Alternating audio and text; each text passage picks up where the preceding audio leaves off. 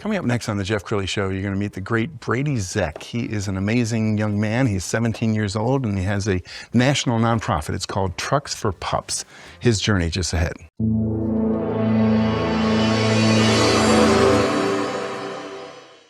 Many are predicting that the worst is yet to come, which is unfortunate, said one person here. Until now, they've enjoyed the reputation of being the nation's icebox. Watched a burglar in his home this morning by webcam. As a journalist of over 25 years, stories are what make my world turn. Reporting live from the Dallas newsroom tonight, Jeff Crilley, Fox 4 News. But in 2008, I took the jump from my familiar life and started a PR firm from my home. We're talking about anyone with a camcorder like the one I'm using becomes a television network. We started slowly growing the company, and we now have over 100 clients, and we've branched into the world of live digital broadcasting. I now own 8 different TV studios and have a huge team, and the stories that I now get to share are sometimes the most important of my life. Life has a funny way of coming around full circle. This is the Jeff Crilley Show.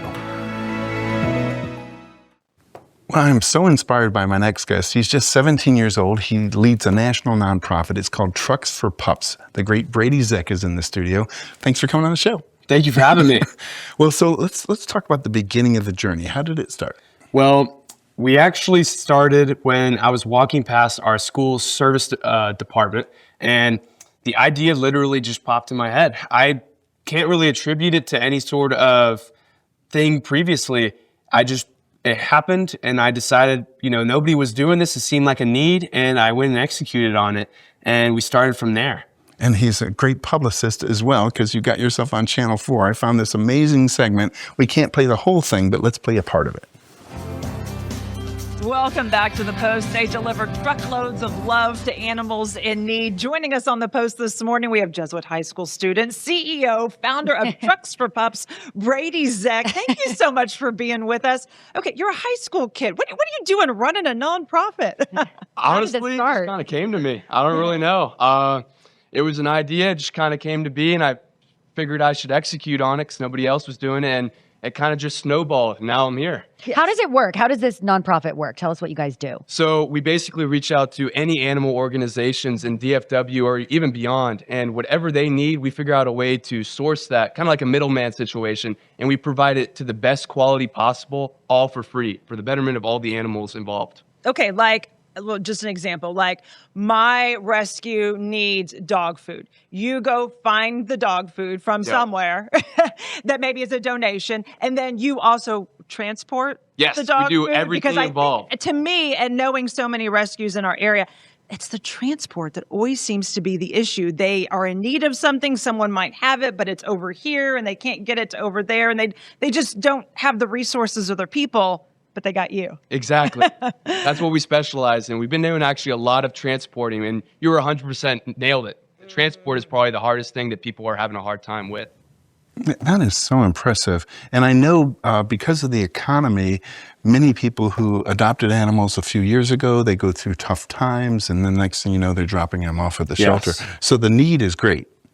You did a big event in Terrell, Texas. Tell about that event. So this was our first major clinic, and it was with Dallas Pets Alive, Spay Neuter Network, and I believe Operation Kindness. And I did it with one of my good friends, Leland Allen and Luke Walters, both of my Jesuit brothers. And we were out there, and it was the 3 of us managing traffic on this huge clinic. And this was the first time I had ever been to one of these clinics before. It was over 800 cars, and it was ridiculous. And we went out there, we got to meet, interview some of these animals and people. And it was, honestly, it really showed me and brought awareness to myself and my buddies that there was a huge need for this animal help and these organizations help, because we had to actually turn away over 100 cars worth of people. And that was super saddening to me, but we made sure to get that done at the next clinic where we were a part of and helped with volunteering as well. And I compliment you because I think you have the purest of motives. I mean, you don't get anything out of this. No, not at all. It's a nonprofit. So yes, sir. Tell us your why. Why do you do it? I do it because I understand that there is a bigger need for care for creation in this world. And with so many animals with this pure and innocence, I mean, you see an animal in at somebody's house, maybe it's your friend, maybe it's your own.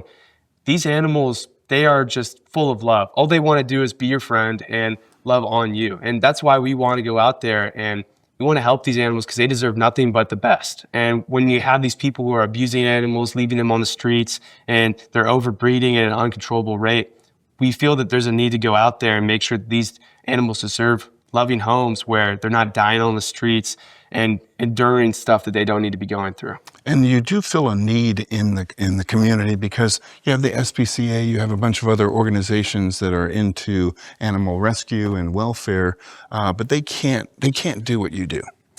You know, it's not that they can't do what I'm doing. They're doing amazing stuff, but they have their hands preoccupied with already bigger issues. And I guess we're just trying to attack it at another angle in the more business side. But as a team, you know, all of us are partnered together to get this one job done to make sure these animals get off the streets. So I never look at it as a rivalry. I look at it as more of like a team effort, as building another organization alongside them to contribute to the whole cause of bringing awareness to this terrible crisis. Absolutely. And I know you have a number of people to thank, including your parents. Yes, my mom, my dad. I really got to thank my dad on the business side, but I really got to thank my mom for the passion she's really ingrained inside of me for she's the one who had the animal actually. She had a pet Chihuahua early before I really had any consciousness. But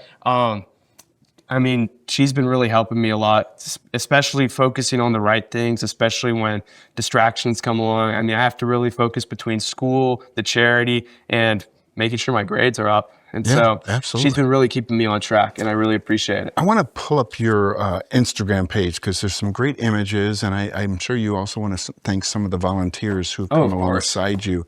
How many volunteers do you have currently? Currently, we have over 300. I haven't done a full count recently, but I'd say we're probably bridging the gap towards 400 right now. Wow. And obviously, as a nonprofit, you probably need donations. Do you need more volunteers right now? I would say right now, we're always open to taking volunteers. You know, I've never said no to a single volunteer, and I really think that the more the merrier. This is an opportunity for people to really step through that door of service, because I think one of the motivational things that we kind of thought at the very beginning of this was, how can you become more involved in service? We understand this is a completely different world that some people have never even been in before. And so how can we make that the easiest door to walk through and make it more or less not a job, but something that you're passionate about? And we thought the animals would be the best way to do that. And Brady, can people drop off food with you? Yes, they can. We can find a place to donate to, and we have events almost every Saturday that we go to and help contribute to these major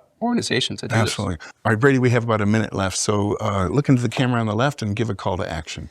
So we're trying to raise about $100,000, and we're a little over $25,000. And we would love if you guys could donate to trucksforpups.org, and that is trucksforpups.org on any sort of search engine. And we're looking to raise this money to give $5,000 away to 20 different charities, and even more if we can raise it.